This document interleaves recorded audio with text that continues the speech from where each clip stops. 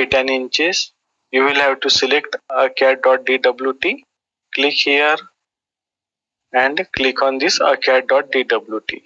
So this is a template for creation of drawing in feet and inches. Click. Then type UN for units. Press enter. Then click here and select engineering. So using engineering, you can create drawing in decimal inches and choose insertion scale as inches. Click on OK. Then click on line. Then specify first point. I will make ortho mode on. Then give the direction. Then specify length of your line. If you want to create line in inches, then you can directly type the value for inches. Suppose I want line of 20 inches. So here you can directly type 20 and press enter and enter. Then we can check the length of this line. Type DI, enter, specify first point and take your cursor to the second point. So here it is showing length as 1 feet 8 inches, that is 20 inches.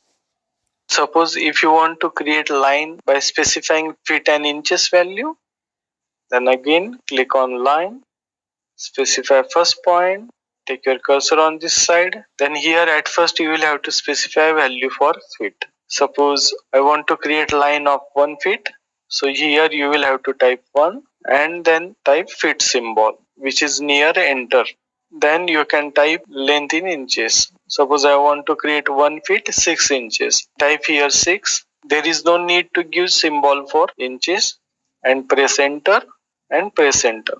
Again we will check the length. Type DI, enter, specify first point, and here length is 1 feet 6 inches.